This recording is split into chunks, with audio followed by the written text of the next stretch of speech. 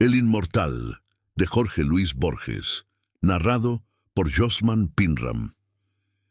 En Londres, a principios del mes de junio de 1929, el anticuario Joseph Cartaphilus, de Esmirna, ofreció a la princesa de Lucinge los 6 volúmenes en cuarto menor, 1715-1720, de la Ilíada de Pope.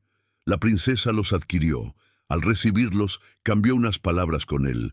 Era, nos dice, un hombre consumido y terroso, de ojos grises y barba gris, de rasgos singularmente vagos. Se manejaba con fluidez e ignorancia en diversas lenguas.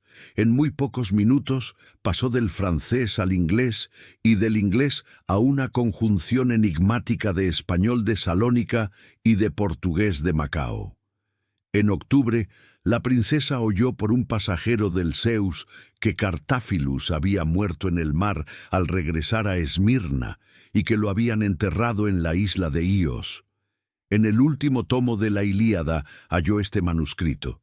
El original está redactado en inglés y abunda en latinismos. La versión que ofrecemos es literal. Parte 1. Que yo recuerde, mis trabajos empezaron en un jardín de Tebas Hecatómpilos, cuando Diocleciano era emperador. Yo había militado, sin gloria, en las recientes guerras egipcias.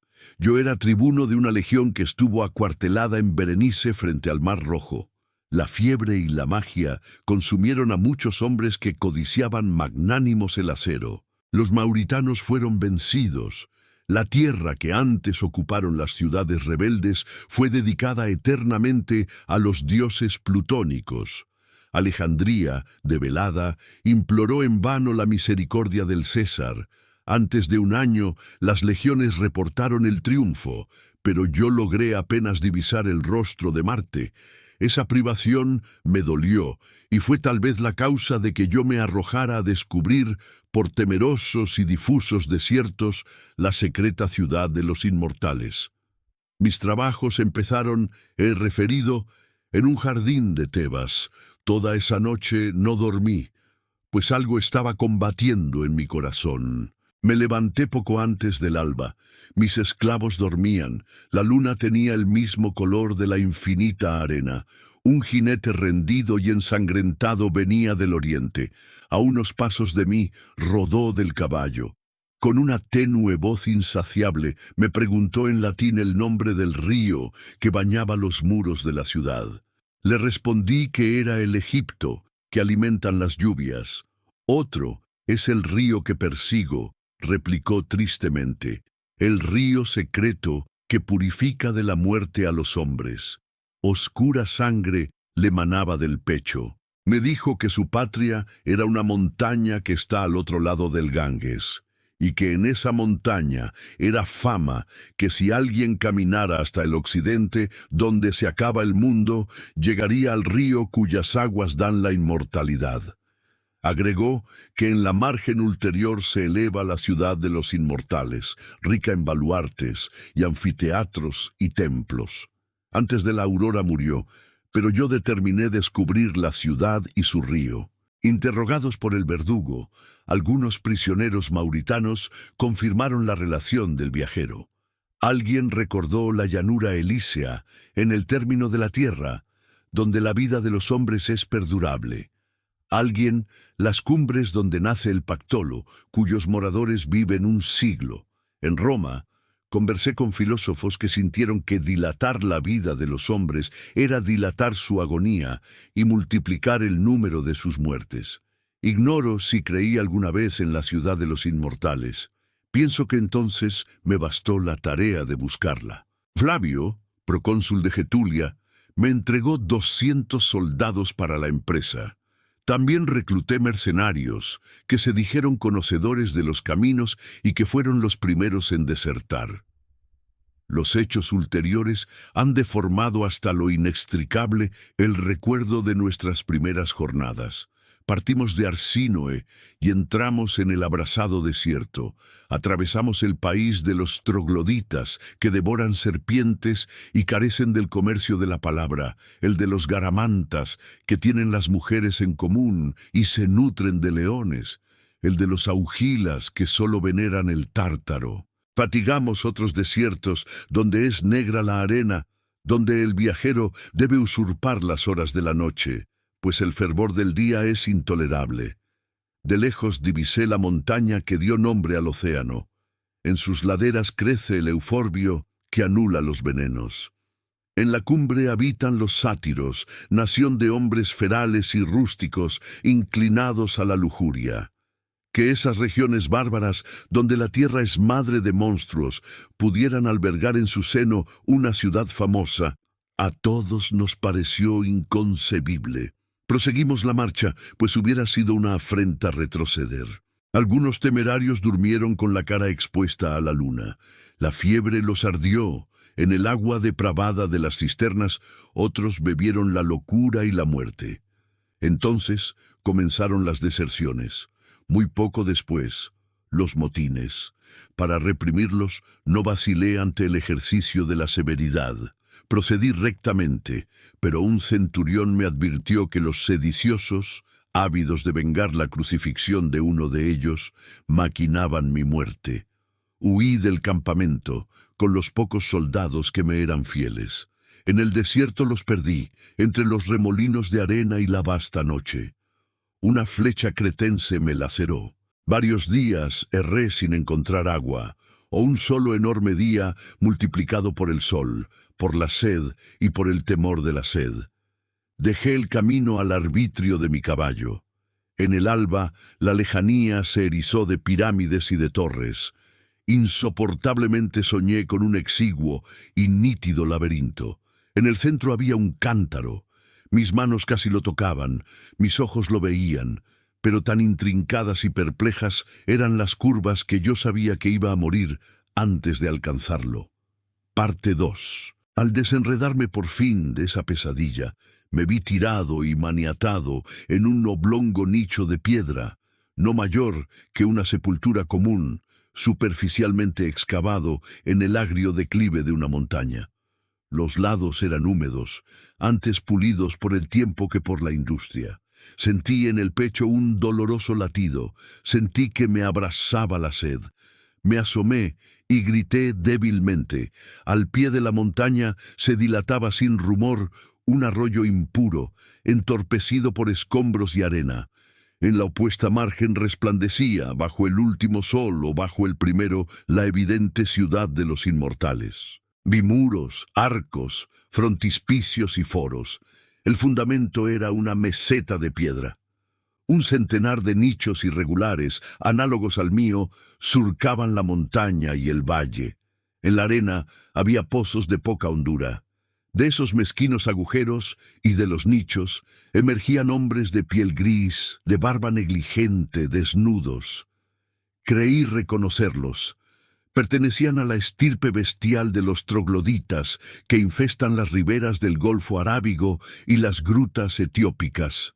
No me maravillé de que no hablaran y de que devoraran serpientes. La urgencia de la sed me hizo temerario. Consideré que estaba a unos 30 pies de la arena.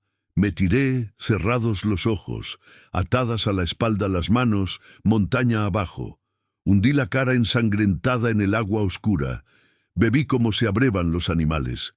Antes de perderme otra vez en el sueño y en los delirios, inexplicablemente repetí unas palabras griegas, los ricos teucros de Celea que beben el agua negra del Esepo.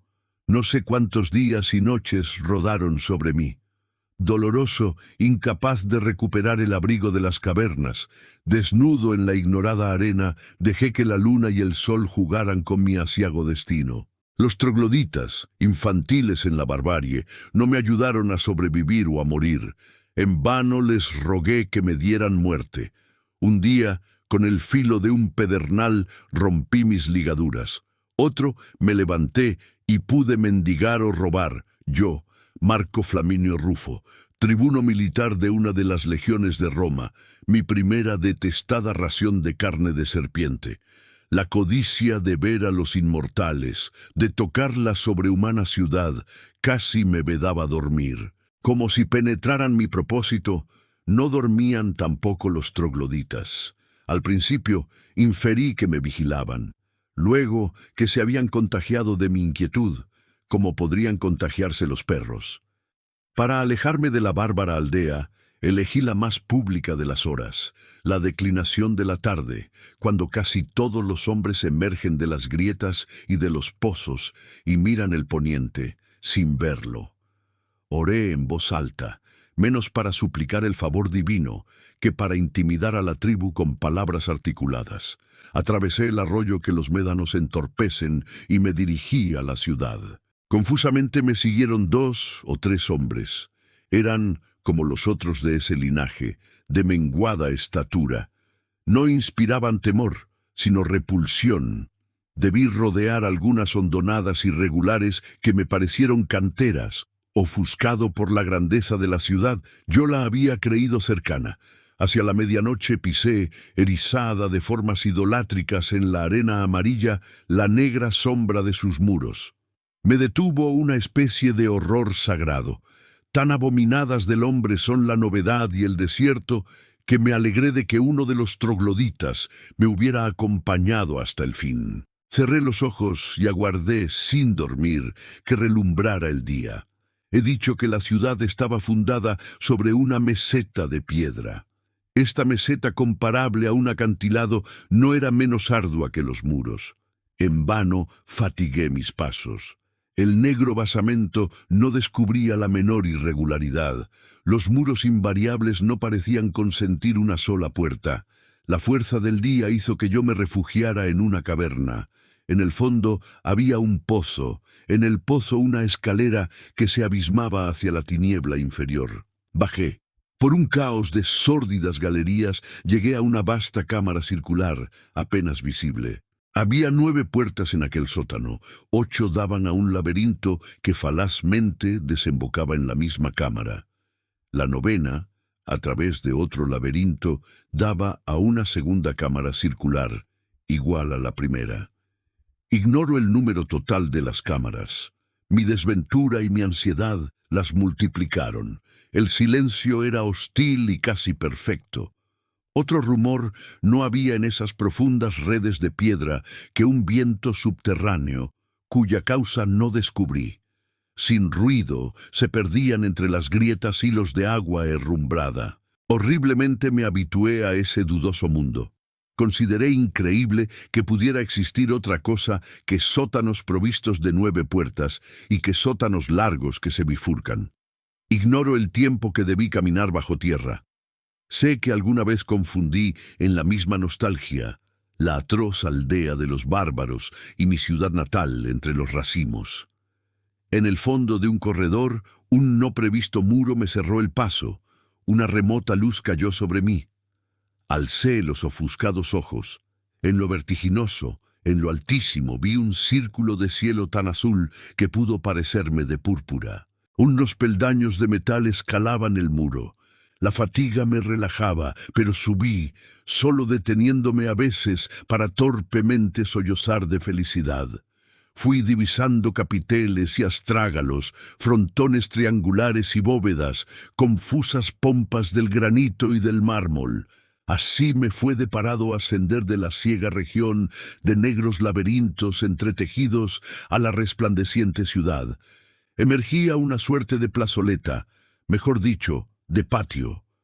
Lo rodeaba un solo edificio, de forma irregular y altura variable. A ese edificio heterogéneo pertenecían las diversas cúpulas y columnas.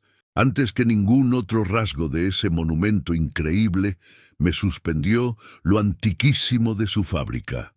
Sentí que era anterior a los hombres, anterior a la tierra. Esa notoria antigüedad, aunque terrible de algún modo para los ojos, me pareció adecuada al trabajo de obreros inmortales. Cautelosamente al principio, con indiferencia después, con desesperación al fin, erré por escaleras y pavimentos del inextricable palacio. Después averigüé que eran inconstantes la extensión y la altura de los peldaños, hecho que me hizo comprender la singular fatiga que me infundieron. Este palacio es fábrica de los dioses, pensé primeramente. Exploré los inhabitados recintos y corregí. Los dioses que lo edificaron han muerto. Noté sus peculiaridades y dije, Los dioses que lo edificaron estaban locos. Lo dije, bien lo sé, con una incomprensible reprobación que era casi un remordimiento, con más horror intelectual que miedo sensible. A la impresión de enorme antigüedad se agregaron otras, la de lo interminable, la de lo atroz, la de lo complejamente insensato. Yo había cruzado un laberinto, pero la nítida ciudad de los inmortales me atemorizó y repugnó. Un laberinto es una casa labrada para confundir a los hombres. Su arquitectura, pródiga en simetrías, está subordinada a ese fin. En el palacio que imperfectamente exploré, la arquitectura carecía de fin. Abundaban el corredor sin salida, la alta ventana inalcanzable, la aparatosa puerta que daba a una celda o a un pozo, las increíbles escaleras inversas, con los peldaños y la balaustrada hacia abajo. Otras, adheridas aéreamente al costado de un muro monumental, morían sin llegar a ninguna parte, al cabo de 2 o 3 giros, en la tiniebla superior de las cúpulas. Ignoro si todos los ejemplos que he enumerado son literales. Sé que durante muchos años infestaron mis pesadillas. No puedo ya saber si tal o cual rasgo es una transcripción de la realidad o de las formas que desatinaron mis noches. Esta ciudad, pensé, es tan horrible que su mera existencia y perduración, aunque en el centro de un desierto secreto, contamina el pasado y el porvenir y de algún modo compromete a los astros. Mientras perdure, nadie en el mundo podrá ser valeroso o feliz. No quiero describirla, un caos de palabras heterogéneas, un cuerpo de tigre o de toro, en el que pulularan monstruosamente, conjugados y odiándose, dientes, órganos y cabezas, pueden, tal vez, ser imágenes aproximativas. No recuerdo las etapas de mi regreso entre los polvorientos y húmedos hipogeos. Únicamente sé que no me abandonaba el temor de que, al salir del último laberinto, me rodeara otra vez la nefanda ciudad de los inmortales. Nada más puedo recordar. Ese olvido, ahora insuperable, fue quizá voluntario. Quizá las circunstancias de mi evasión fueron tan ingratas que en algún día no menos olvidado también, he jurado olvidarlas. Parte 3. Quienes hayan leído con atención el relato de mis trabajos recordarán que un hombre de la tribu me siguió como un perro podría seguirme, hasta la sombra irregular de los muros. Cuando salí del último sótano, lo encontré en la boca de la caverna. Estaba tirado en la arena, donde trazaba torpemente y borraba una hilera de signos, que eran como las letras de los sueños, que uno está a punto de entender y luego se juntan. Al principio, creí que se trataba de una escritura bárbara. Después, vi que es absurdo imaginar que hombres que no llegaron a la palabra lleguen a la escritura. Además, ninguna de las formas era igual a otra, lo cual excluía o alejaba la posibilidad de que fueran simbólicas. El hombre las trazaba, las miraba y las corregía. De golpe, como si le fastidiara ese juego, las borró con la palma y el antebrazo. Me miró, no pareció reconocerme. Sin embargo, tan grande era el alivio que me inundaba, o tan grande y medrosa mi soledad, que di en pensar que ese rudimental troglodita que me miraba desde el suelo de la caverna había estado esperándome. El sol caldeaba la llanura. Cuando emprendimos el regreso a la aldea, bajo las primeras estrellas, la arena era ardorosa bajo los pies. El troglodita me precedió. Esa noche concebí el propósito de enseñarle a reconocer y acaso a repetir algunas palabras. El perro y el caballo, reflexioné, son capaces de lo primero. Muchas aves, como el ruiseñor de los Césares, de lo último. Por muy vasto que fuera el entendimiento de un hombre, siempre sería superior al de irracionales. La humildad y miseria del troglodita me trajeron a la memoria la imagen de Argos, el viejo perro moribundo de la Odisea, y así le puse el nombre de Argos, y traté de enseñárselo. Fracasé y volví a fracasar. Los arbitrios, el rigor y la obstinación fueron del todo vanos, Inmóvil, con los ojos inertes, no parecía percibir los sonidos que yo procuraba inculcarle. A unos pasos de mí, era como si estuviera muy lejos, echado en la arena, como una pequeña y ruinosa esfinge de lava. Dejaba que sobre él giraran los cielos, desde el crepúsculo del día hasta el de la noche. Juzgué imposible que no se percatara de mi propósito. Recordé que es fama entre los etíopes que los monos deliberadamente no hablan para que no los obliguen a trabajar, y atribuí a suspicacia o a temor el silencio de Argos. De esa imaginación pasé a otras, aún más extravagantes. Pensé que Argos y yo participábamos de universos distintos. Pensé que nuestras percepciones eran iguales, pero que Argos las combinaba de otra manera y construía con ellas otros objetos. Pensé que acaso no había objetos para él, sino un vertiginoso y continuo juego de impresiones brevísimas. Pensé en un mundo sin memoria, sin tiempo. Consideré la posibilidad de un lenguaje que ignorara los sustantivos, un lenguaje de verbos impersonales o de indeclinables epítetos. Así fueron muriendo los días y con los días los años, pero algo parecido a la felicidad ocurrió una mañana. Llovió con lentitud poderosa. Las noches del desierto pueden ser frías, pero aquella había sido un fuego. Soñé que un río de Tesalia, a cuyas aguas yo había restituido un pez de oro, venía a rescatarme. Sobre la roja arena y la negra piedra yo lo oía acercarse. La frescura del aire y el rumor atareado de la lluvia me despertaron. Corrí desnudo a recibirla. Declinaba la noche. Bajo las nubes amarillas la tribu, no menos dichosa que yo, se ofrecía a los vívidos aguaceros en una especie de éxtasis. Parecían coribantes a quienes posee la divinidad. Argos, puestos los ojos en la esfera, gemía. Raudales le rodaban por la cara, no solo de agua, sino, después lo supe, de lágrimas. Argos, le grité, Argos. Entonces, con mansa admiración, como si descubriera una cosa perdida y olvidada hace mucho tiempo, Argos balbuceó estas palabras. Argos, perro de Ulises. Y después, también sin mirarme, este perro tirado en el estiércol. Fácilmente aceptamos la realidad, acaso porque intuimos que nada es real. Le pregunté qué sabía de la Odisea. La práctica del griego le era penosa. Tuve que repetir la pregunta. Muy poco, dijo. Menos que el rapsoda más pobre. Ya habrán pasado 1100 años desde que la inventé. Parte cuarto. Todo me fue dilucidado. Aquel día. Los trogloditas eran los inmortales. El riacho de aguas arenosas, el río que buscaba el jinete.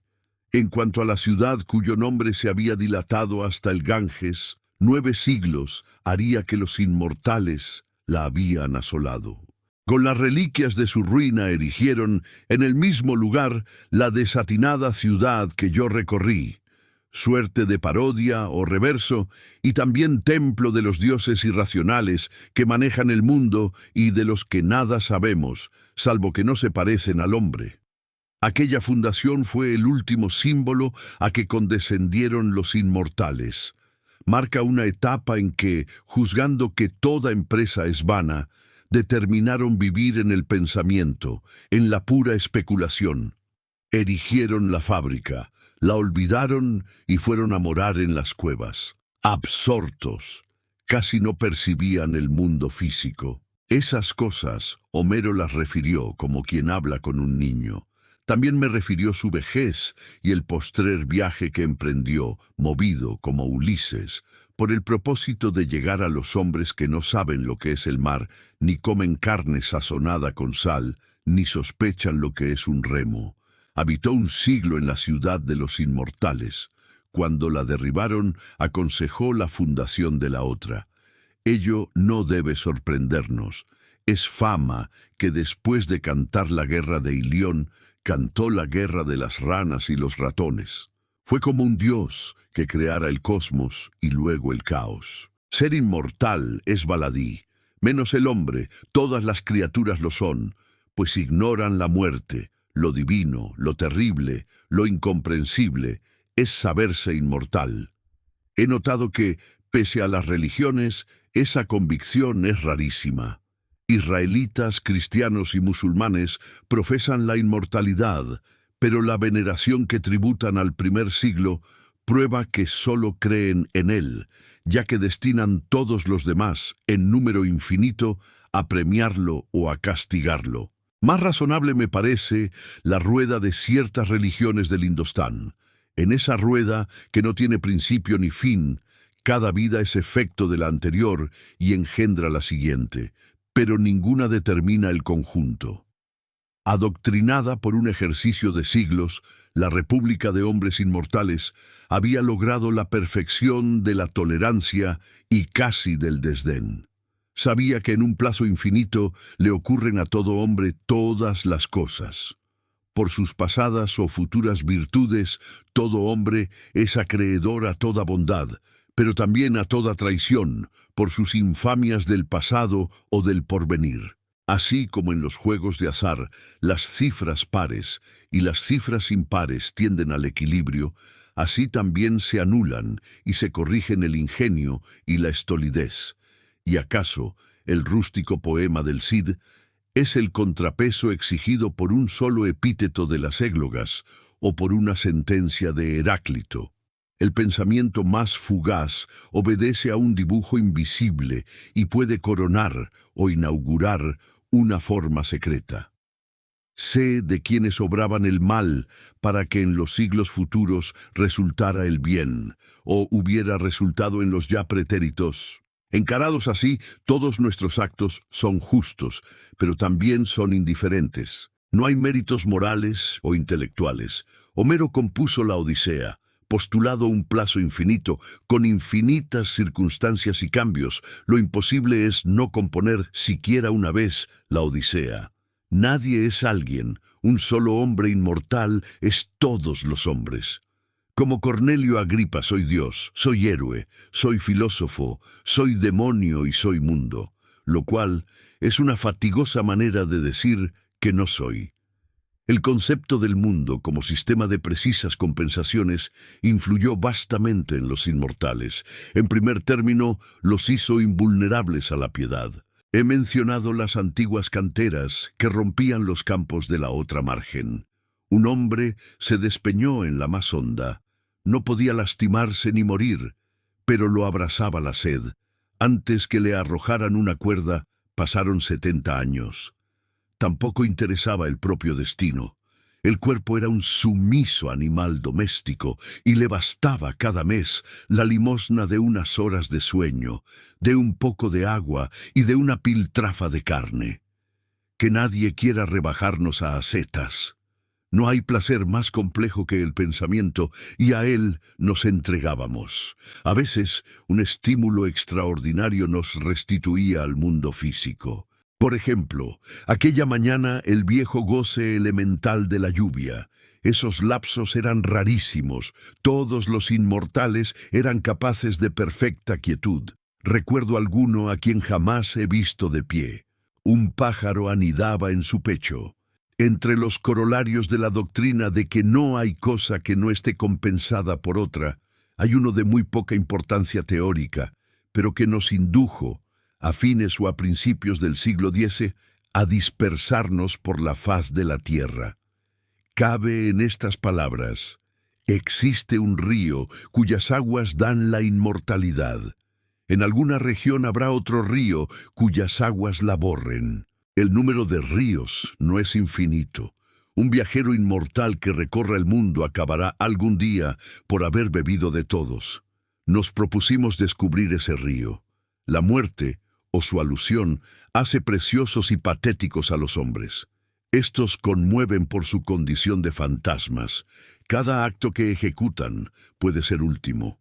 No hay rostro que no esté por desdibujarse como el rostro de un sueño. Todo entre los mortales tiene el valor de lo irrecuperable y de lo azaroso.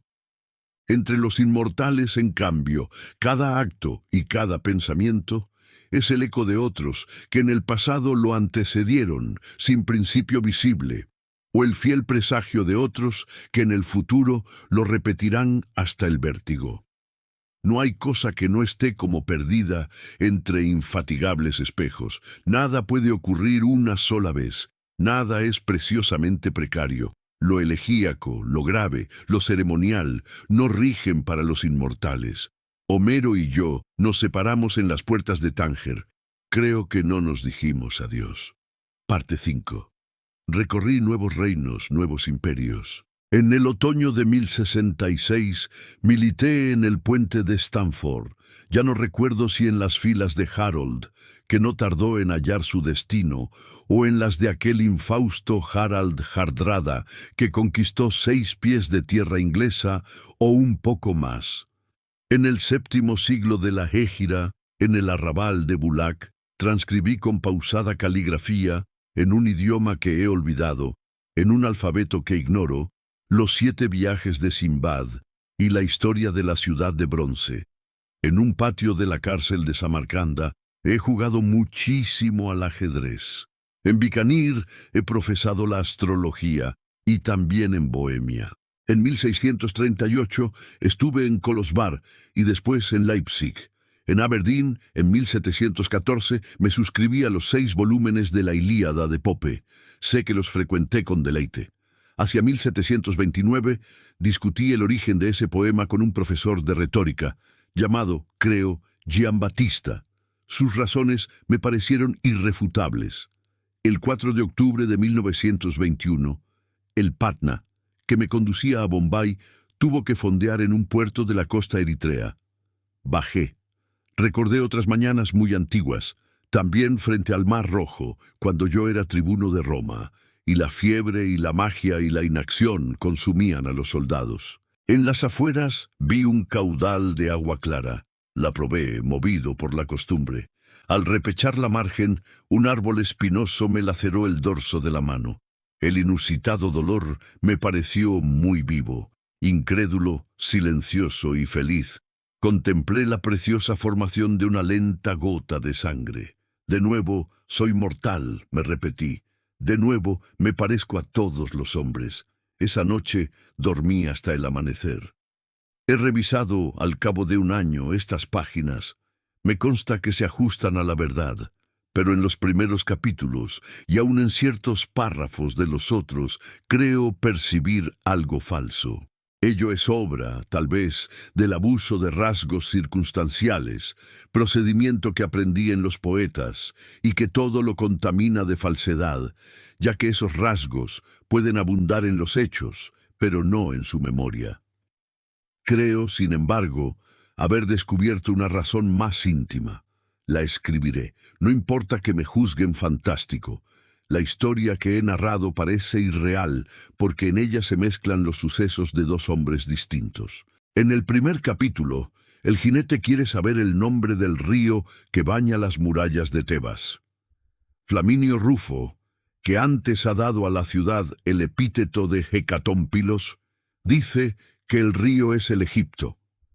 Ninguna de esas locuciones es adecuada a él, sino a Homero, que hace mención expresa en la Ilíada de Tebas Hecatómpilos, y en la Odisea, por boca de Proteo y de Ulises, dice invariablemente Egipto por Nilo.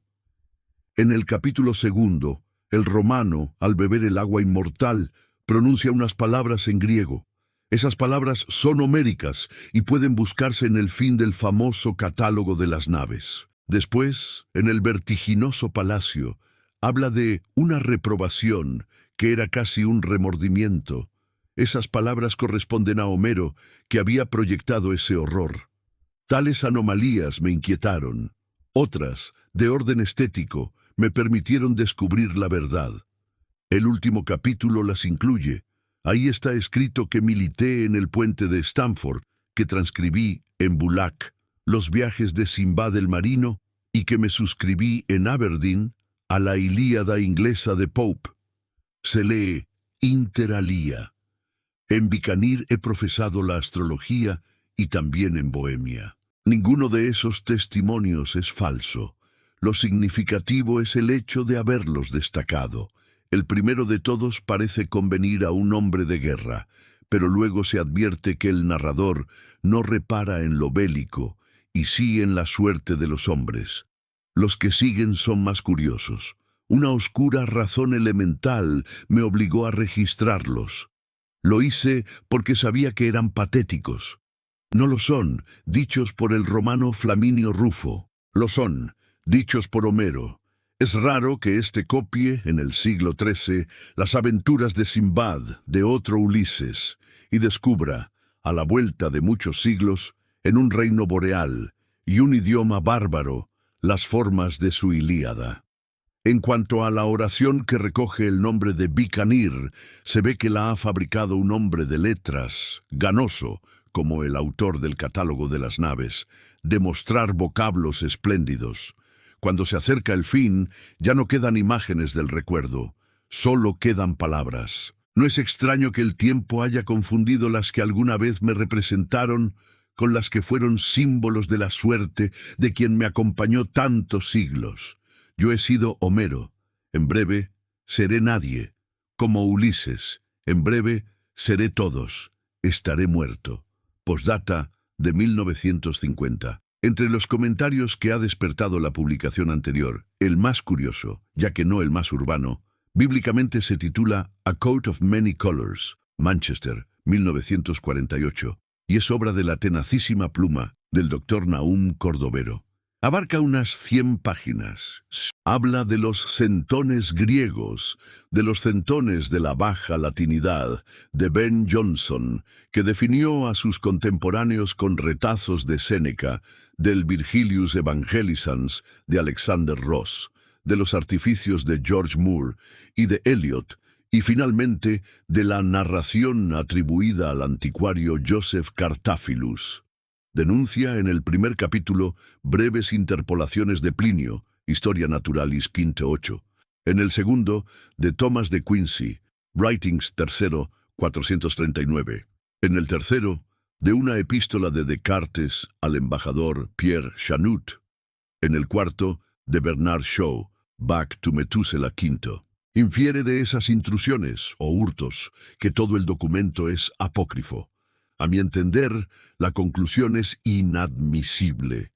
Cuando se acerca el fin, escribió Cartaphilus, ya no quedan imágenes del recuerdo, solo quedan palabras.